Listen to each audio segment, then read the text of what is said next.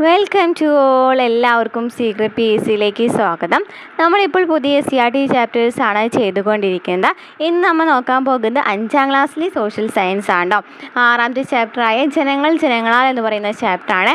ഈ ഒരു ചാപ്റ്റർ PSCക്ക് ഇഷ്ടപ്പെട്ടൊരു ചാപ്റ്ററാണോ, കാരണം ഇതിൽ നിന്ന് കുറേ ക്വസ്റ്റ്യൻസ് ഭരണഘടനയുടെ ഭാഗവുമായിട്ട് വരുന്ന ക്വസ്റ്റ്യൻസ് ആണ്. നമുക്കറിയാം സിലബസിൽ തദ്ദേശ സ്വയംഭരണ സ്ഥാപനങ്ങളും കേന്ദ്ര തെരഞ്ഞെടുപ്പ് കമ്മീഷൻസൊക്കെ എടുത്ത് പറയുന്ന ഒരു സിലബസ് ആണല്ലോ. അപ്പോൾ ആ ഒരു ചാപ്റ്റർക്ക് വരുന്നത് ആ ഒരു ഭാഗങ്ങളൊക്കെ വരുന്നത് ചെറിയ ബേസിക് ആയിട്ടുള്ള കാര്യങ്ങൾ വരുന്ന കേട്ടോ ഈ ചാപ്റ്ററിൽ. അതുപോലെ തന്നെ നമ്മുടെ ചാനലിൽ പ്രീവിയസ് ക്വസ്റ്റ്യൻ ആൻസേഴ്സും PSC ആവർത്തിക്കുന്ന ചോദ്യങ്ങളും അതുപോലെ തന്നെ SCRT ഫാക്ടൊക്കെ നമ്മൾ ചെയ്യുന്നുണ്ട് കേട്ടോ. നമ്മുടെ ക്ലാസ്സുകൾ ഇഷ്ടമാണെന്നുണ്ടെങ്കിൽ സപ്പോർട്ട് ചെയ്യാം കേട്ടോ. അപ്പോൾ നമുക്ക് ഇന്നത്തെ ക്ലാസ്സിലേക്ക് പോകാം. 6ാമത്തെ ചാപ്റ്റർ 5 ചാപ്റ്റർ നമ്മൾ ഓൾറെഡി എടുത്ത് കഴിഞ്ഞിട്ടുണ്ട്. അതുപോലെ തന്നെ സയൻസും നമ്മൾ ചെയ്തുകൊണ്ടിരിക്കുന്നുണ്ട് കേട്ടോ. ഇപ്പോൾ 6ാമത്തെ ചാപ്റ്ററിൻ്റെ പേര് ജനങ്ങളാൽ എന്ന് പറയുന്ന ഒരു ചാപ്റ്ററാണ്. ഈ ചാപ്റ്ററിൽ ഫസ്റ്റ് തന്നെ നൽകിയിട്ടുള്ളത് ഒരു വിദ്യാർത്ഥി പാർലമെൻറ്റ് ആണ് ഫസ്റ്റ് നൽകിയിരിക്കുന്നത്.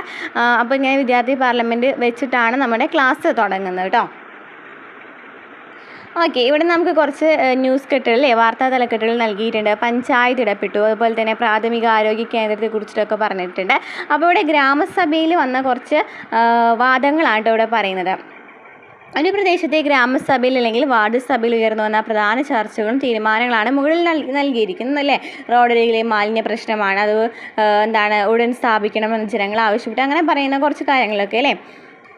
ഇവിടെ തദ്ദേശ സ്വയംഭരണ സ്ഥാപനങ്ങൾ വഴി ജനങ്ങൾക്ക് ഭരണകാര്യങ്ങളിൽ നേരിട്ട് പങ്കാളിത്തം ലഭിക്കുന്നു. ഇപ്രകാരം ജനങ്ങൾ നേരിട്ടോ അവർ തിരഞ്ഞെടുക്കുന്ന പ്രതിനിധികളോ ഭരണപരമായ കാര്യങ്ങളിൽ തീരുമാനമെടുക്കുന്ന സംവിധാനത്തെയാണ് ജനാധിപത്യം എന്ന് പറയുന്നത്.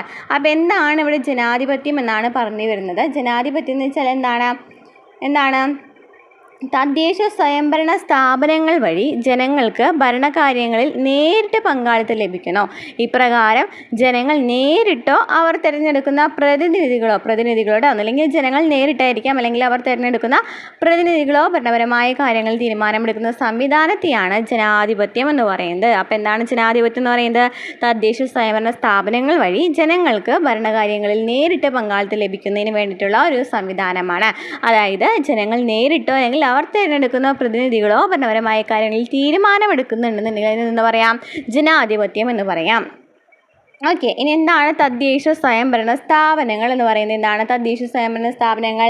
ഗ്രാമപ്രദേശങ്ങളിലെ ത്രിതല പഞ്ചായത്ത് സംവിധാനങ്ങളായ ഗ്രാമപഞ്ചായത്ത്, ബ്ലോക്ക് പഞ്ചായത്ത്, ജില്ലാ പഞ്ചായത്ത് തുടങ്ങിയവയും നമുക്കറിയാം അല്ലേ. നമ്മൾ കഴിഞ്ഞ ചാപ്റ്ററിൽ പറഞ്ഞിട്ടുണ്ടായിരുന്നു. കഴിഞ്ഞ ചാപ്റ്ററിലല്ല, ഞാൻ പ്രീവിയസ് ക്വസ്റ്റ്യൻ ആൻസേഴ്സിൽ SCRT ഫാക്ടർ എടുത്തിട്ട് ഒരു ക്ലാസ് എടുത്തിട്ടുണ്ടായിരുന്നു. അതിൽ നമ്മൾ പഞ്ചായത്തി രാജിനെ കുറിച്ചിട്ടൊക്കെ ഡീറ്റെയിൽ ആയിട്ട് പറഞ്ഞിട്ടുണ്ടായിരുന്നു. അതിൽ അശോക് മേത്ത കമ്മിറ്റിയും ബൽവന്ത് റായ് മേത്ത കമ്മിറ്റീനെ കുറിച്ച് പറഞ്ഞിട്ടുണ്ടായിരുന്നു. അപ്പോൾ ഓരോ കമ്മിറ്റിയുടെ പ്രകാരം ത്രിതല പഞ്ചായത്ത് വന്നു, അതുപോലെ തന്നെ 2 പഞ്ചായത്ത് വന്നു എന്നൊക്കെ പറഞ്ഞിട്ടുള്ള 2 ടേബിളും നമ്മൾ താരതമ്യം ചെയ്ത് പഠിച്ചിട്ടുണ്ടായിരുന്നു അല്ലേ. അപ്പോൾ ആ ക്ലാസ്സുകൾ കണ്ടിട്ടുള്ളവർക്ക് ഈ ഒരു ചാപ്റ്റർ കുറച്ചും കൂടെ ഈ ഒരു ഭാഗം കുറച്ചും കൂടെ എളുപ്പമായിട്ട് തോന്നാം. അപ്പോൾ എന്താണ് പറയുന്നത്, അല്ലെങ്കിൽ നമുക്ക് നോക്കാം കേട്ടോ. ഗ്രാമപ്രദേശങ്ങളിൽ ത്രിതല പഞ്ചായത്ത് സംവിധാനമാണുള്ളത്. ത്രിതല പഞ്ചായത്ത് എന്തൊക്കെയാണ്? ഗ്രാമപഞ്ചായത്തും ബ്ലോക്ക് പഞ്ചായത്തും ജില്ലാ പഞ്ചായത്താണ് എന്തുണ്ടായിരിക്കുക? ഗ്രാമപ്രദേശങ്ങളിൽ ഉണ്ടായിരിക്കാം. ഇനി നഗരപ്രദേശങ്ങളിലാണെന്നുണ്ടെങ്കിലോ നഗരപ്രദേശങ്ങളിലെ ഭരണ സ്ഥാപനങ്ങളാണ് മുനിസിപ്പാലിറ്റികൾ, കോർപ്പറേഷനുകൾ എന്നിവ. ഇത് രണ്ടും ഉൾക്കൊള്ളുന്നതാണ് തദ്ദേശ സ്വയംഭരണ സ്ഥാപനങ്ങൾ എന്ന് പറയുന്നത്. അതായത് പഞ്ചായത്തും അതുപോലെ തന്നെ അല്ലേ ഗ്രാമപ്രദേശങ്ങളിലെ ഭാഗം, അതുപോലെ തന്നെ നഗരപ്രദേശങ്ങൾ. അതായത് ഗ്രാമപ്രദേശങ്ങൾ എന്തായിരിക്കാം? പഞ്ചായത്തായിരിക്കാം. നഗരപ്രദേശങ്ങളിൽ കൂടുതലും മുനിസിപ്പാലിറ്റീസും കോർപ്പറേഷൻസ് ആയിരിക്കാം. ഗ്രാമപഞ്ചായത്തിൽ ത്രിതല പഞ്ചായത്ത് ഉണ്ടെന്ന് പറയുന്നുണ്ട്. ഈ ത്രിതല പഞ്ചായത്ത് എന്ന് വെച്ചാൽ ഏതൊക്കെയാണ് വരുന്നത്? ഗ്രാമപഞ്ചായത്തും ബ്ലോക്ക് പഞ്ചായത്തും ജില്ലാ പഞ്ചായത്താണ് വരുന്നത്. നഗരപ്രദേശങ്ങളിലാണെന്നുണ്ടെങ്കിലോ മുനിസിപ്പാലിറ്റികൾ, കോർപ്പറേഷനുകൾ എന്നിവയാണ് വരുന്നത്. ഇവയൊക്കെ കൂടിയിട്ടാണ് തദ്ദേശ സ്വയംഭരണ സ്ഥാപനങ്ങൾ എന്ന് പറയുന്നത്. തദ്ദേശ സ്വയംഭരണ സ്ഥാപനങ്ങൾ ഏതൊക്കെയാണോ പറഞ്ഞു? ഗ്രാമപഞ്ചായത്തിലെ പഞ്ചായത്തിൻ്റെ ഭാഗമായിട്ടുള്ളതും അതുപോലെ തന്നെ മുനിസിപ്പാലിറ്റീസും കോർപ്പറേഷനും ഒക്കെ അടങ്ങിയിട്ടുള്ളതിനെയാണ് തദ്ദേശ സ്വയംഭരണ സ്ഥാപനങ്ങൾ എന്ന് പറയുന്നത്. ഇനി ഇമ്പോർട്ടൻ്റ് ആയിട്ടുള്ള കാര്യമാണ് എബ്രഹാം ലിങ്കൺ എന്താണ് പറഞ്ഞിട്ടുള്ളത്. ജനങ്ങൾക്ക് വേണ്ടി ജനങ്ങളാൽ നടത്തപ്പെടുന്ന ജനങ്ങളുടെ ഭരണമാണ് ജനാധിപത്യം എന്ന് പറഞ്ഞത് ആരാണ് ചോദിക്കാറുണ്ട്. ജനങ്ങൾക്ക് വേണ്ടി ജനങ്ങളാൽ നടത്തപ്പെടുന്ന ജനങ്ങളുടെ ഭരണമാണ് ജനാധിപത്യം എന്ന് പറഞ്ഞത് ആരാണ്? എബ്രഹാം ലിങ്കൺ ആണ്. എബ്രഹാം ലിങ്കൺ ആണ് പറഞ്ഞത് ജനങ്ങൾക്ക് വേണ്ടി ജനങ്ങളാൽ നടത്തപ്പെടുന്ന ജനങ്ങളുടെ ഭരണത്തെയാണ് ജനാധിപത്യം എന്ന് പറയുന്നത്. ഇനി മഹാത്മാഗാന്ധി എന്താണ് പറഞ്ഞിരിക്കുന്നത്? ജനാധിപത്യത്തെക്കുറിച്ചുള്ള എൻ്റെ ഈ സങ്കല്പം അതിന് കീഴിൽ ഏറ്റവും ദുർബലനും ശക്തനും തുല്യമായ അവസരം ഉണ്ടായിരിക്കണം എന്നതാണ്. അപ്പോൾ ഗാന്ധിജി എന്താണ് പറഞ്ഞത്? ജനാധിപത്യത്തെക്കുറിച്ചുള്ള എൻ്റെ സങ്കല്പം അതിന് കീഴിൽ ഏറ്റവും ദുർബലനും ശക്തനും തുല്യമായ അവസരം ഉണ്ടായിരിക്കുക എന്നാണ്. അപ്പോൾ മഹാത്മാഗാന്ധി പറഞ്ഞു ചോദിക്കാതെ ജനാധിപത്യത്തെക്കുറിച്ചുള്ള എൻ്റെ സങ്കല്പം അതിന് കീഴിൽ ഏറ്റവും ദുർബലനും ശക്തനും തുല്യമായ അവസരം ഉണ്ടായിരിക്കണമെന്ന് പറഞ്ഞ ആരാണ്? മഹാത്മാഗാന്ധിയാണ്. അപ്പോൾ എബ്രഹാം ലിങ്കൺ പറഞ്ഞതും പഠിച്ചു, മഹാത്മാഗാന്ധി പറഞ്ഞതും പഠിച്ചു അല്ലേ. നെക്സ്റ്റ്, ജനാധിപത്യം വേരുകൾ തേടി എന്ന് പറഞ്ഞിട്ട് യൂറോപ്പിനെ പിക്ചറൊക്കെ നൽകിയിട്ടുണ്ട് അല്ലേ. അപ്പോൾ നമുക്ക് നോക്കാം. മുകളിൽ കൊടുത്തിരിക്കുന്ന യൂറോപ്പിൻ്റെ ഭൂപടം ശ്രദ്ധിച്ചുവല്ലോ. യൂറോപ്യൻ രൂപരേഖയിൽ എ എന്നും ബി എന്നും അടയാളപ്പെടുത്തിയിരിക്കുന്ന 2 രാജ്യങ്ങൾ ഏതൊക്കെയാണ് ചോദിച്ചിട്ടുണ്ടല്ലോ. നോക്കി നോക്കിയേ. എ എന്ന് പറയുന്നത് ഏതാണ്? എ എന്ന് പറയുന്നത് ഗ്രീസ് ആണ്. എ എന്ന് പറയുന്നത് എന്താണ്? ഗ്രീസ് ആണ്. അതുപോലെ തന്നെ ബി എന്ന് പറയുന്നത് എന്താണ്? യുണൈറ്റഡ് കിങ്ഡം അല്ലേ, UK അല്ലെങ്കിൽ എന്താണ് വടക്കേ അയർലൻഡ് എന്നൊക്കെ പറയുന്നത് എന്താണ്? ബി ആണ് പറഞ്ഞിരിക്കുന്നത്. ഈ രാജ്യങ്ങൾക്ക് ജനാധിപത്യത്തിൻ്റെ ഉത്ഭവവുമായി ബന്ധപ്പെട്ട സവിശേഷതകളാണ്. ഏതൊക്കെയാണ്? ഗ്രീസ് നമ്മൾ പറഞ്ഞു, അതുപോലെ തന്നെ യുണൈറ്റഡ് കിങ്ഡം പറഞ്ഞു അല്ലേ. ഏതൊക്കെയാണ്? പുരാതന ഗ്രീസിലെ ഏതൻസിലാണ് ജനാധിപത്യത്തിൻ്റെ ആദ്യ രൂപം ഉദയം ചെയ്തത്. അപ്പോൾ ജനാധിപത്യത്തിൻ്റെ ആദ്യ രൂപം ഉദയം ചെയ്തത് എവിടെയാണ്? പുരാതന ഗ്രീസിലെ ഏതൻസിലാണ് ജനാധിപത്യത്തിൻ്റെ ആദ്യ രൂപം ഉദയം ചെയ്തത്. പൊതുകാര്യങ്ങളിൽ തീരുമാനമെടുക്കുന്ന പ്രക്രിയയിൽ എല്ലാ വിഭാഗം ജനങ്ങളെയും പങ്കെടുപ്പിച്ചിരുന്നില്ലെങ്കിലും ജനാധിപത്യം എന്ന ആശയം സംഭാവന ചെയ്യുന്നതിൽ ഏതൻസ് പ്രധാന പങ്ക് വഹിച്ചിട്ടുണ്ട്. അപ്പോൾ ഏതൻസ് ആണ് ശരിക്കും പറഞ്ഞാൽ എന്ത് കൊണ്ടുവന്നിട്ടുണ്ടായിരുന്നത്? എന്തുകൊണ്ടും ജനാധിപത്യം എന്ന ആശയം കൊണ്ട് വന്നിട്ടുണ്ടായിരുന്നത്. എന്നാലും അവരങ്ങനെ എല്ലാ കാര്യങ്ങളും ചെയ്തിട്ടൊന്നും ഉണ്ടായിരുന്നില്ല. പക്ഷെ ആ ഒരു ആശയം കൊണ്ടുവന്നിട്ടുള്ളത് ആരായിരുന്നു? പുരാതന ഗ്രീസിലെ ഏതൻസ് ആയിരുന്നു. ഇന്ന് നിലവിലുള്ള ജനാധിപത്യ രീതിയുടെ തുടക്കം യുണൈറ്റഡ് കിങ്ഡത്തിൻ്റെ ഭാഗമായ ഇംഗ്ലണ്ടിൽ നിന്നാണ്. അപ്പോൾ ഇന്ന് നിലനിൽക്കുന്ന ജനാധിപത്യ രീതിയുടെ തുടക്കം എന്ന് പറയുന്നത് എവിടെ നിന്നാണ്? ഇംഗ്ലണ്ടിൽ നിന്നാണ്. യുണൈറ്റഡ് കിങ്ഡത്തിൻ്റെ ഭാഗമായ ഇംഗ്ലണ്ടിൽ നിന്നാണ്. തെരഞ്ഞെടുപ്പ്, ജനപ്രതിനിധികളുടെ ഭരണം, പാർലമെൻറ്റ് എന്നീ സംവിധാനങ്ങൾ രൂപം കൊണ്ടത് ഇംഗ്ലണ്ടിലാണ്. തെരഞ്ഞെടുപ്പ്, ജനപ്രതിനിധികളുടെ ഭരണം, പാർലമെൻറ്റ് എന്നീ സംവിധാനങ്ങൾ രൂപം കൊണ്ടത് ഇംഗ്ലണ്ടിലാണ്.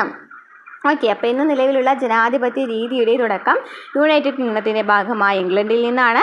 തിരഞ്ഞെടുപ്പ്, ജനപ്രതിനിധികളുടെ ഭരണം, പാർലമെൻറ്റ് എന്നീ സംവിധാനങ്ങൾ രൂപം കൊണ്ടത് എവിടെ നിന്നാണ്? ഇംഗ്ലണ്ടിൽ നിന്നാണ്. ക്ലിയർ ആയില്ല? അപ്പോൾ ഗ്രീസും ഇംഗ്ലണ്ടിനെ കുറിച്ച് നമ്മൾ ഡീറ്റെയിൽ ആയിട്ട് പഠിച്ചു. ഗ്രീസിൽ നിന്നാണ് ജനാധിപത്യം എന്ന ആശയം കൊണ്ടുവന്നത്. എന്നാൽ അത് ശരിക്കും പറഞ്ഞാൽ അതിനെക്കുറിച്ച്, അതായത് പാർലമെൻറ്റ് തെരഞ്ഞെടുപ്പ് അങ്ങനത്തെ സംഭവങ്ങളൊക്കെ കൊണ്ടുവന്നത് എവിടെ നിന്നാണ്? ഇംഗ്ലണ്ടിൽ നിന്നാണ്. പുരാതന ഗ്രീക്ക് ചരിത്രകാരനായ ഹെറഡോട്ടസ് ആണ് ഡെമോക്രസി എന്ന പദം ആദ്യമായിട്ട് ഉപയോഗിച്ചത്. അപ്പോൾ ഡെമോക്രസി എന്ന് വെച്ചാൽ എന്താണ് അർത്ഥം? ജനാധിപത്യം എന്ന ആണ് ആ വാക്കിൻ്റെ അർത്ഥം അല്ലേ. അപ്പോൾ ഈ ജനാധിപത്യം എന്ന വാക്ക് ആദ്യമായിട്ട് ഉപയോഗിച്ചത് പുരാതന ഗ്രീക്ക് ചരിത്രകാരനായ ഹെറോഡോട്ടസ് ആണ്. എന്നാണ് അതിൻ്റെ അർത്ഥം? ഡെമോസ് എന്ന് വെച്ചാൽ എന്താണ്? ജനങ്ങൾ എന്നും ക്രാറ്റോസ് എന്ന് വെച്ചാൽ അധികാരം എന്നീ ഗ്രീക്ക് പദങ്ങൾ ചേർന്നാണ് ഡെമോക്രസി എന്ന വാക്ക് രൂപപ്പെട്ടത്. ഡെമോസ് എന്ന് വെച്ചാൽ ജനങ്ങളെന്നും ക്രാറ്റോസ് എന്ന് വെച്ചാൽ അധികാരം എന്നാണ് അർത്ഥം അല്ലേ. ഈ ഗ്രീക്ക് പദങ്ങൾ ചേർന്നാണ് ഡെമോക്രസി, ജനങ്ങളുടെ അധികാരം, ഭരണം എന്ന വാക്ക് രൂപപ്പെട്ടത്. അപ്പോൾ പുരാതന ഗ്രീക്ക് ചരിത്രകാരനായ ഹെറോഡോട്ടസ് ആണ് ഡെമോക്രസി അല്ലെങ്കിൽ ജനാധിപത്യം എന്ന പദം ആദ്യമായിട്ട് ഉപയോഗിച്ചത്. ഡെമോസ് എന്ന് വെച്ചാൽ ജനങ്ങളെന്നും ക്രാറ്റോസ് അധികാരം എന്നീ ഗ്രീക്ക് പദങ്ങൾ ചേർന്നാണ് ഡെമോക്രസി, ജനങ്ങളുടെ അധികാരം, ഭരണം എന്ന വാക്ക് രൂപപ്പെട്ടത്. ഓക്കെ ആണല്ലോ. ഇനി ജനാധിപത്യം എന്ന് പറയുന്നത് 2 തരത്തിലുണ്ടെന്ന് പറയുന്നത്. അപ്പോൾ നമുക്കിവിടെ ഗ്രാമസഭകളെ കുറിച്ചിട്ടാണ് ഇവിടെ പഠിച്ചു പോകുന്നത് കേട്ടോ. ഗ്രാമസഭയും വാർഡ് സഭയും ഉണ്ട്. അപ്പോൾ എന്താണ് ഗ്രാമസഭകൾ എന്ന് പറയുന്നത്? എന്താണ്? ഒരു പ്രദേശത്തിൻ്റെ ഭരണവികസന പ്രക്രിയയിൽ എല്ലാ ജനങ്ങൾക്കും പങ്കാളികളാകാനും തീരുമാനങ്ങൾ എടുക്കുവാനും അവസരം ലഭിക്കുന്ന വേദികളെയാണ് ഗ്രാമസഭകൾ എന്ന് പറയുന്നത്. ഒരു പ്രദേശത്തിൻ്റെ ഭരണവികസന പ്രക്രിയയിൽ എല്ലാ ജനങ്ങൾക്കും പങ്കാളികളാകാനും തീരുമാനങ്ങൾ എടുക്കുവാനും അവസരം ലഭിക്കുന്ന വേദികളെയാണ് ഗ്രാമസഭകൾ എന്ന് പറയുന്നത്. ഒരു ഗ്രാമപഞ്ചായത്തിലെ ഓരോ വാർഡിലെയും വോട്ടർ പട്ടികയിൽ പേര് ചേർക്കപ്പെട്ട മുഴുവൻ ജനങ്ങളും ഗ്രാമസഭയിലെ അംഗങ്ങളാണ്. അപ്പോൾ ഗ്രാമസഭയിൽ ആരാണ് അംഗങ്ങൾ എന്ന് പറയുന്നത്? ഒരു ഗ്രാമപഞ്ചായത്തിലെ ഓരോ വാർഡിലെയും വോട്ടർ പട്ടികയിൽ പേര് ചേർക്കപ്പെട്ട മുഴുവൻ ജനങ്ങളാണ് ഈ ഗ്രാമസഭയിലെ അംഗങ്ങൾ എന്ന് പറയുന്നത്. നഗരങ്ങളിൽ ഇവ വാർഡ് സഭകൾ എന്നാണ് അറിയപ്പെടുന്നത്. അപ്പോൾ എന്താണ് നമ്മൾ പറഞ്ഞത്? എന്താണ് ഗ്രാമസഭകൾ എന്ന് വെച്ചാൽ ഒരു പ്രദേശത്തിൻ്റെ ഭരണവികസന പ്രക്രിയയിൽ എല്ലാ ജനങ്ങൾക്കും പങ്കാളികളാകാനും തീരുമാനമെടുക്കുവാനും കഴിയുന്ന അവസരം ഒരുക്കുന്ന ഒരു വേദിയാണ് ഗ്രാമസഭ എന്ന് പറയുന്നത്. പക്ഷേ അവിടെ എന്താണ്? വോട്ടർ പട്ടികയിൽ പേര് ചേർക്കപ്പെട്ട അംഗങ്ങൾ മാത്രമായിരിക്കണം ഇതിൽ പങ്കെടുക്കുന്നത്. അതുപോലെ തന്നെ ഗ്രാമസഭകളെ നഗരങ്ങളിൽ എത്താണെന്നുണ്ടെങ്കിൽ അതിനെ വാർഡ് സഭകൾ എന്നാണ് പറയുന്നത്. ക്ലിയർ ആയല്ലോ? ഓക്കെ, അപ്പോൾ ഈ ഗ്രാമസഭയിലെ ജനങ്ങൾക്ക് നേരിട്ട് ഭരണകാര്യങ്ങളിൽ അഭിപ്രായം രേഖപ്പെടുത്തുവാനും തീരുമാനമെടുക്കുന്ന പ്രക്രിയയിൽ പങ്കാളികളാകാനും അവസരം ലഭിക്കുന്നുണ്ട് അല്ലേ?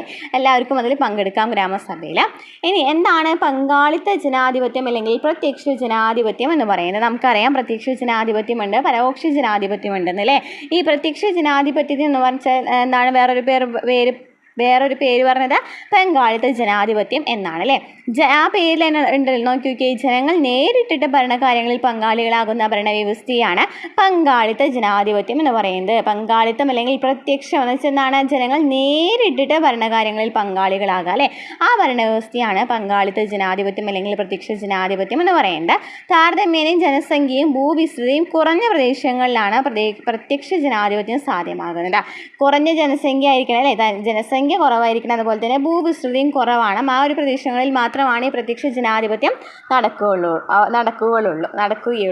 അപ്പം പ്രത്യക്ഷ ജനാധിപത്യം അല്ലെങ്കിൽ പങ്കാളിത്ത ജനാധിപത്യം എന്ന് വെച്ചാൽ എന്താണ്? ജനങ്ങൾ നേരിട്ട് ഭരണകാര്യങ്ങളിൽ പങ്കാളികളാകുന്ന ഭരണവ്യവസ്ഥയാണ് പങ്കാളിത്ത ജനാധിപത്യം അല്ലെങ്കിൽ പ്രത്യക്ഷ ജനാധിപത്യം എന്ന് പറയുന്നത്.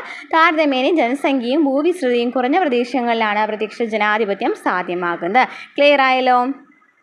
ഇവിടെ നോക്കിയാൽ നിയമസഭയുടെ പിക്ചർ നൽകിയിട്ടുണ്ട് അല്ലേ? അപ്പോൾ നിയമസഭ എന്ന് വെച്ചാൽ എന്താണെന്നാണ് ഇവിടെ പറഞ്ഞു വരുന്നത്. കേരള നിയമസഭ എന്ന് വെച്ചാൽ നമുക്ക് എന്താണെന്ന് നോക്കാം.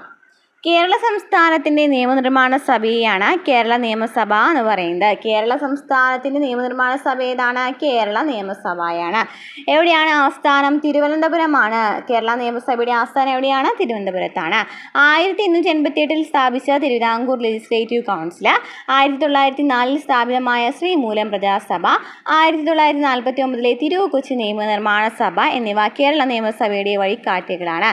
അപ്പോൾ കേരള നിയമസഭയുടെ വഴികാട്ടികൾ ഏതൊക്കെയാണ്? 1904 സ്ഥാപിതമായ ശ്രീമൂലം പ്രജാസഭ, 1949 തിരുകൊച്ചി നിയമനിർമ്മാണ സഭ എന്നിവ കേരള നിയമസഭയുടെ വഴികാട്ടികളാണ്.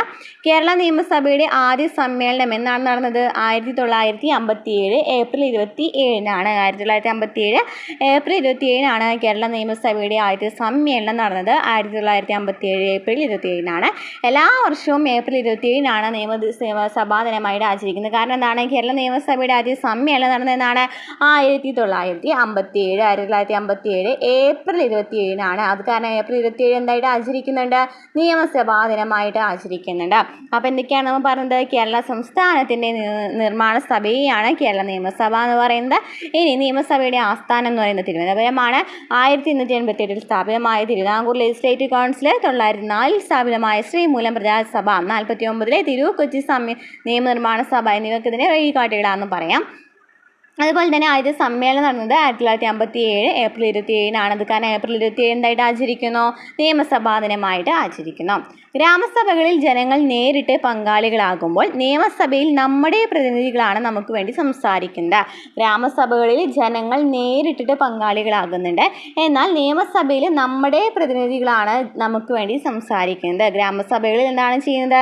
നേരിട്ട് പങ്കാളികളാകുന്നത് ജനങ്ങൾ. നമ്മൾ നേരത്തെ പറഞ്ഞു, എല്ലാവരും കൂടി വോട്ടർ പട്ടികയിൽ പേരുള്ള ആൾക്കാരൊക്കെയാണ് ഇതിൽ അംഗങ്ങളായിരിക്കാം എന്ന് പറഞ്ഞിട്ടുണ്ടായിരുന്നു. നിയമസഭയിലാണെന്നുണ്ടെങ്കിൽ നമ്മൾ തിരഞ്ഞെടുക്കപ്പെട്ട പ്രതിനിധികളെ, നമ്മൾ തിരഞ്ഞെടുത്ത പ്രതിനിധികളാണ് അവിടെ നമുക്ക് വേണ്ടി സംസാരിക്കുന്നത്. അതിനെയാണെന്ന് പറയുന്നത് പരോക്ഷ ജനാധിപത്യം അല്ലെങ്കിൽ പ്രാതിനിധ്യ ജനാധിപത്യം എന്ന് പറയുന്നത്. ജനങ്ങൾ തിരഞ്ഞെടുക്കുന്ന പ്രതിനിധികൾ ജനങ്ങൾക്ക് വേണ്ടി ഭരണം നടത്തുന്ന ജനാധിപത്യ രീതിയാണ് പരോക്ഷ ജനാധിപത്യം അല്ലെങ്കിൽ പ്രാതിനിധ്യ ജനാധിപത്യം എന്ന് പറയുന്നത്. ജനങ്ങൾ തിരഞ്ഞെടുക്കുന്ന പ്രതിനിധികൾ അല്ലേ, ജനങ്ങൾക്ക് വേണ്ടി ഭരണം നടത്തുകയാണെന്നുണ്ടെങ്കിൽ അതെന്ന് പറയാം പ്രാതിനിധ്യ ജനാധിപത്യം അല്ലെങ്കിൽ പരോക്ഷ ജനാധിപത്യം എന്ന് പറയാം. ഇന്ത്യയെ പോലെ ജനസംഖ്യയും ഭൂവിസ്തൃതിയും കൂടിയ രാജ്യങ്ങളിൽ പ്രാതിനിധ്യ ജനാധിപത്യമാണ് പ്രായോഗികമായിട്ടുള്ളത്. നമ്മൾ നേരത്തെ പറഞ്ഞ പ്രത്യക്ഷ ജനാധിപത്യം എന്ന് വെച്ചാൽ എന്താണ്? കുറഞ്ഞ സ്ഥലമായിരിക്കും അല്ലേ, കുറഞ്ഞ സ്ഥലം കുറഞ്ഞ ജനസംഖ്യ ആയിരിക്കണം. എന്നാൽ പരോക്ഷ ജനാധിപത്യം എന്ന് വെച്ചാൽ എന്താണ്? കൂടുതൽ ജനസംഖ്യയും അതുപോലെ തന്നെ കൂടുതൽ ഭൂവിസ്തൃതിയും ഉണ്ടായിരിക്കണം. എന്നാൽ മാത്രമാണ് പരോക്ഷ ജനാധിപത്യം എന്ന് പറയുന്നത് അല്ലെങ്കിൽ പ്രാതിനിധ്യ ജനാധിപത്യം എന്ന് പറയുന്നത് പ്രായോഗികമാകുന്നത്. പ്രാതിനിധ്യ ജനാധിപത്യം, പ്രാതിനിധ്യം എന്ന് വെച്ചാൽ എന്താണ്? പ്രതിനിധികൾ തിരഞ്ഞെടുക്കപ്പെടുന്നത് അല്ലേ, അവരിലൂടെയാണ് അവിടെ ഭരണം നടക്കുന്നത്. അതുപോലെ തന്നെ എന്ന് പറയാം പരോക്ഷ ജനാധിപത്യമെന്നും എന്തിനെ പറയാം? പ്രാതിനിധ്യ ജനാധിപത്യത്തിൽ പറയാം. നെക്സ്റ്റ് പ്രത്യക്ഷ ജനാധിപത്യം പരോക്ഷ ജനാധിപത്യം തമ്മിലുള്ള ഡിഫറൻസ് ആണ് നൽകിയിരിക്കുന്നത്. നമ്മൾ പറഞ്ഞില്ലേ ജനസംഖ്യ കുറവാണ് പ്രത്യക്ഷ ജനാധിപത്യത്തിൽ, ഭൂവിസ്തൃതി കുറവാണ്. അതുപോലെ തന്നെ പ്രത്യക്ഷ ജനാധിപത്യത്തിൽ ജനങ്ങൾ നേരിട്ടിട്ടാണ് ഭരണ കാര്യങ്ങളിലൊക്കെ തീരുമാനമെടുക്കുന്നത്. പരോക്ഷ ജനാധിപത്യം എന്ന് വെച്ചാൽ എന്താണ്? കൂടിയ ജനസംഖ്യ കൂടുതലാണ്, അതുപോലെ തന്നെ ഭൂവിസ്തൃതിയും കൂടുതലാണ്. പരോക്ഷമായിട്ടാണ് നമ്മൾ തിരഞ്ഞെടുത്ത ജനങ്ങളാണല്ലേ അവിടുത്തെ പ്രതിനിധികളായിട്ട് വരുന്നത്. അപ്പോൾ അവരെയാണെന്ന് പറയുന്നത് അവരാണ് പ്രവേശന ജനാധിപത്യത്തിൽ എന്തായി മാറുന്നത്, ഭരണകാര്യങ്ങൾ ചെയ്യുന്നത് അല്ലേ. അപ്പോൾ അത്രയാണ് ഇവിടെ പറയുന്നത് കേട്ടോ. ഇനി നമുക്ക് ജനാധിപത്യ സവിശേഷതകൾ ഏതൊക്കെയാണെന്ന് നോക്കാം. നമ്മുടെ ജനാധിപത്യത്തിൻ്റെ നമ്മൾ പറഞ്ഞില്ലേ ഇന്ത്യ എന്ന് പറയുന്നത് ഒരു ജനാധിപത്യ രാജ്യമാണ്. അപ്പോൾ അതിൻ്റെ സവിശേഷതകൾ ഏതൊക്കെയാണെന്ന് നോക്കാം. ജനാധിപത്യ സംവിധാനത്തിൽ ജനങ്ങൾക്കാണ് പരമമായ അധികാരം എന്ന് പറയുന്നത് അല്ലേ. ജനാധിപത്യം എന്ന് വെച്ചാൽ എന്താണ്? ജനങ്ങൾക്കാണ് പരമമായ അധികാരം ഉണ്ടായിരിക്കുക. സ്വതന്ത്രവും നീതിപൂർവകവുമായ തെരഞ്ഞെടുപ്പ് ഉണ്ടായിരിക്കില്ലേ. സ്വതന്ത്രവും നീതിപൂർവകവുമായ തെരഞ്ഞെടുപ്പ് ഉണ്ടാവാം.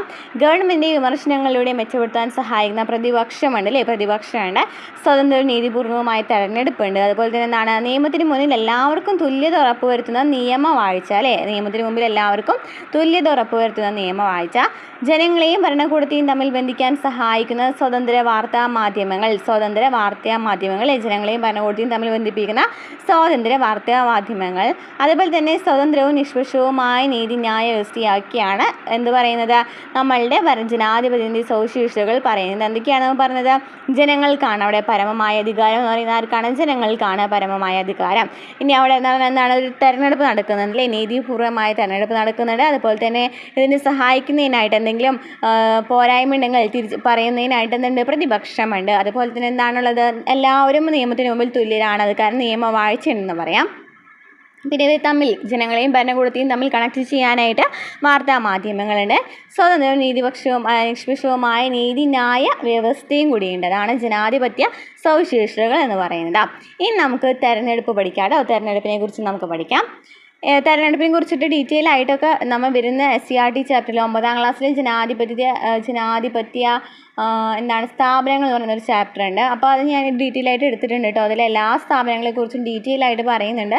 അപ്പോൾ നമ്മുടെ ഈ ക്ലാസ് കഴിഞ്ഞതിന് ശേഷം ആ ഒരു ക്ലാസ് കൂടി കാണുകയാണെന്നുണ്ടെങ്കിൽ കുറച്ചും കൂടി എളുപ്പമായിരിക്കും. അപ്പോൾ തെരഞ്ഞെടുപ്പിലേടെന്ന് പറഞ്ഞിട്ട് ഇവിടെ പറയുന്നതാണ്. ഇവിടെ നമുക്ക് വോട്ട് ചെയ്യുന്ന ചിത്രം അതുപോലെ തന്നെ ബാലറ്റ് പേപ്പറൊക്കെ നൽകിയിട്ടുണ്ട്. നമുക്ക് നോക്കാം. എന്താണ് സാർവത്രിക പ്രായപൂർത്തി വോട്ടവകാശം എന്ന് വെച്ചാൽ എന്താണ്? സാർവത്രിക പ്രായപൂർത്തി വോട്ടവകാശം ഏത് ആർട്ടിക്കിളാണ് സാർവത്രിക പ്രായപൂർത്തി വോട്ടവകാശം?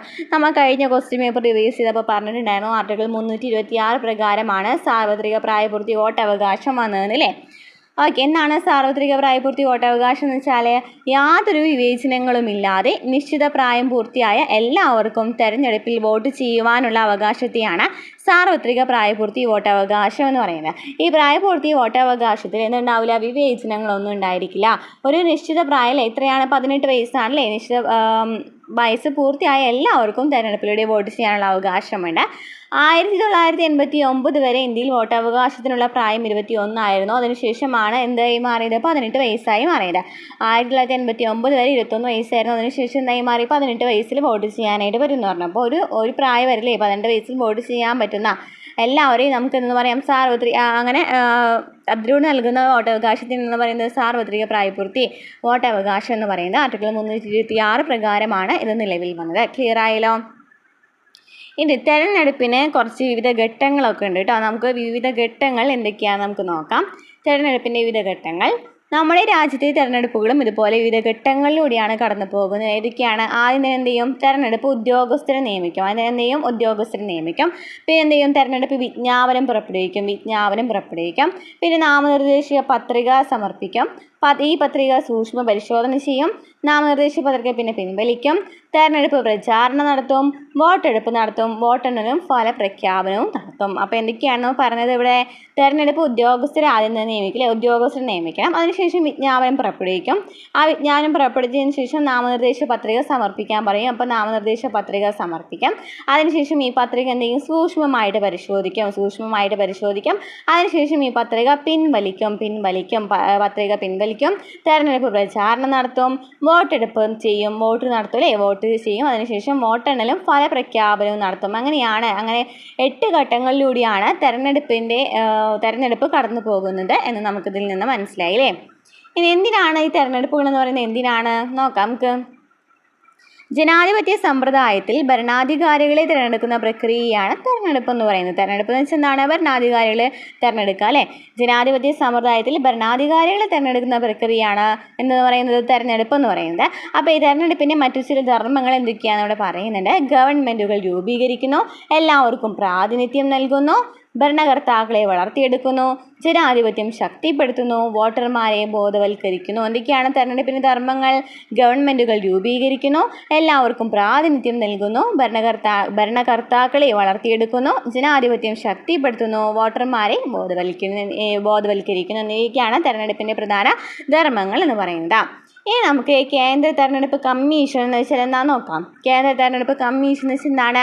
രാഷ്ട്രപതി, ഉപരാഷ്ട്രപതി എന്നീ പദവികളിലേക്കും പാർലമെൻറ്റ്, സംസ്ഥാന നിയമസഭകൾ എന്നിവിടങ്ങളിലേക്കും സ്വതന്ത്രവും നീതിപൂർവകവുമായ തെരഞ്ഞെടുപ്പ് നടത്തുകയാണ് തെരഞ്ഞെടുപ്പ് കമ്മീഷൻ്റെ ചുമതല എന്ന് പറയുന്നത്. അപ്പോൾ എവിടേക്കൊക്കെയാണ്? രാഷ്ട്രപതി, ഉപരാഷ്ട്രപതി, പാർലമെൻറ്റ്, സംസ്ഥാന നിയമസഭകൾ എന്നിവിടങ്ങളിലേക്കുള്ള തെരഞ്ഞെടുപ്പിനെയാണെന്ന് പറയുന്നത് കേന്ദ്ര തെരഞ്ഞെടുപ്പ് കമ്മീഷൻ്റെ ചുമതല എന്ന് പറയുന്നത്. 3 അംഗങ്ങളുള്ള തെരഞ്ഞെടുപ്പ് കമ്മീഷനിൽ മുഖ്യ തെരഞ്ഞെടുപ്പ് കമ്മീഷണർ ഉൾപ്പെടെ എല്ലാവരെയും നിയമിക്കുന്ന ആരാണ്? രാഷ്ട്രപതിയാണ്. അപ്പോൾ ഇവിടെ എത്രയാണ് അംഗങ്ങൾ എന്ന് പറയുന്നത്? 3 അംഗങ്ങളാണ് ഉണ്ടായിരിക്കുക. അതുപോലെ തന്നെ ഇവിടുത്തെ അംഗങ്ങളെ നിയമിക്കുന്നത് ആരാണ്? രാഷ്ട്രപതിയാണ് എന്ത് ചെയ്യുന്നത്? ഇവിടുത്തെ അംഗങ്ങളെ നിയമിക്കുന്ന രാഷ്ട്രപതിയാണ്. 3 അംഗങ്ങളാണ് ഉണ്ടായിരിക്കുക. ഓക്കെ, ക്ലിയർ ആയല്ലോ? അപ്പോൾ കേന്ദ്ര തെരഞ്ഞെടുപ്പ് കമ്മീഷൻ എന്ന് വെച്ചതാണ് രാഷ്ട്രപതി, ഉപരാഷ്ട്രപതി എന്നീ പദവികളിലേക്കും പാർലമെൻറ്റ്, സംസ്ഥാന നിയമസഭകൾ എന്നിവിടങ്ങളിലേക്കും സ്വതന്ത്രവും നീതിപൂർവകവുമായ തെരഞ്ഞെടുപ്പ് നടത്തുകയാണ് തെരഞ്ഞെടുപ്പ് കമ്മീഷൻ്റെ ചുമതല എന്ന് പറയുന്നത്. 3 അംഗങ്ങളാണ് ഉണ്ടായിരിക്കുക. അതുപോലെ തന്നെ എല്ലാവരും നിയമിക്കുന്ന ആരാണ്? രാഷ്ട്രപതിയാണ്. ഓക്കെ, പിന്നെ ജനാധിപത്യം എന്ന് പറയുന്നത് എന്താണ്? ഒരു ജീവിതക്രമം. നമ്മുടെ ഒരു വീട്ടിലൊക്കെ ഉണ്ടല്ലേ ജനാധിപത്യം. അതായത് നമ്മൾ അങ്ങോട്ടും ഇങ്ങോട്ടും അഭിപ്രായം ചോദിക്കുന്നതാണ് ജനാധിപത്യം വീടുകളിൽ എന്ന് പറയുന്നത്. അതുപോലെ തന്നെ നമ്മൾ സ്കൂളിലാണെന്നുണ്ടെങ്കിൽ ഒരു ടൂർ പോവുകയാണെന്നുണ്ടെങ്കിലും എന്ത് ചെയ്യണം? എല്ലാ പിള്ളേരുടെ അഭിപ്രായം ചോദിച്ചിട്ട് അവിടെ ചെയ്യില്ല. അപ്പോൾ അവിടെ എന്തെന്ന് പറയാം? ജനാധിപത്യം എന്ന് പറയാം. അതുപോലെ തന്നെ ജനാധിപത്യം പൊതുയിടങ്ങളിൽ നമുക്കറിയാമല്ലേ കുറേ എന്നിട്ടാണ് വേസ്റ്റുകളൊന്നും വലിച്ചെറിയാനായിട്ട് പാടില്ല. അതുപോലെ തന്നെ സീബ്ര ലൈനും കൂടെ കടക്കണം. അങ്ങനെ കുറേ കാര്യങ്ങളൊക്കെ ഉണ്ടല്ലോ അല്ലേ? അപ്പം ഈ ഇങ്ങനെ കറക്റ്റ് ചെയ്യുന്ന കാര്യങ്ങളൊക്കെ എന്താണ്? പൊതുയിടങ്ങളിലും ജനാധിപത്യം ഉണ്ടെന്നുള്ളത് നമുക്കിതിൽ നിന്ന് മനസ്സിലാക്കാം. അപ്പോൾ എന്താണ് ഇവിടെ പറഞ്ഞു വരുന്നത്? ഭരണാധികാരികളെ തിരഞ്ഞെടുക്കുന്നതിനപ്പുറം ജീവിതത്തിൻ്റെ എല്ലാ തലങ്ങളിലും ജനാധിപത്യം പുലർത്തേണ്ടതുണ്ട്. ആഹാരം, വസ്ത്രം, തൊഴിൽ എന്നിവ തിരഞ്ഞെടുക്കുവാനുള്ള സ്വാതന്ത്ര്യവും അഭിപ്രായങ്ങൾ തുറന്നു പറയുവാൻ കഴിയുന്ന സാഹചര്യവും ജനാധിപത്യ സമൂഹത്തിൻ്റെ സവിശേഷതകളാണ്. കൂടാതെ തുല്യ പദവി, തുല്യ അവസരം, വിഭവങ്ങൾക്ക് മേലുള്ള തുല്യമായ അവകാശം എന്നീ സാഹചര്യങ്ങൾ കൂടി അനുഭവവേദ്യമാകുമ്പോഴാണ് ജനാധിപത്യം അർത്ഥപൂർണ്ണമാകുന്നത്. അപ്പോൾ ഇത്രയാണ് ഈ ചാപ്റ്ററിൽ ജനങ്ങളാൽ എന്ന് പറയുന്ന ഈ ചാപ്റ്ററിൽ പറയാനുള്ളത് കേട്ടോ. അപ്പോൾ നമുക്കിതിൽ നിന്ന് എന്തൊക്കെ മനസ്സിലായിട്ടുണ്ട്? തദ്ദേശ സ്വയംഭരണ സ്ഥാപനങ്ങളെക്കുറിച്ച് പറഞ്ഞു, അതുപോലെ തന്നെ ഗ്രാമസഭകൾ, വാർഡ് സഭകളെ കുറിച്ച് പറഞ്ഞു, പ്രത്യക്ഷ ജനാധിപത്യം, പരോക്ഷ ജനാധിപത്യം എന്നാണ് പറഞ്ഞു അല്ലേ. അതുപോലെ തന്നെ ജനാധിപത്യത്തിൻ്റെ സവിശേഷതകളും ധർമ്മങ്ങളൊക്കെ പറഞ്ഞു, തെരഞ്ഞെടുപ്പിൻ്റെ ധർമ്മങ്ങൾ പറഞ്ഞു അല്ലേ, തെരഞ്ഞെടുപ്പിൻ്റെ സവിശേഷതകൾ പറഞ്ഞു, കേന്ദ്ര തെരഞ്ഞെടുപ്പ് കമ്മീഷൻ പറഞ്ഞു. അപ്പോൾ ഇത്രയൊക്കെയാണ് ഈ ചാപ്റ്ററിൽ പറയാനുള്ളത്. ഇതിനെ കുറിച്ച് ഡീറ്റെയിൽ ആയിട്ട് നമുക്ക് ഇനി വരുന്ന ക്ലാസ്സുകളിലൊക്കെ പറയുന്നുണ്ട് കേട്ടോ. അപ്പോൾ നമ്മുടെ ക്ലാസ്സുകൾ ഇഷ്ടമാണെന്നുണ്ടെങ്കിൽ സപ്പോർട്ട് ചെയ്യുക. അടുത്ത ക്ലാസ്സുമായിട്ട് വീണ്ടും കാണാം.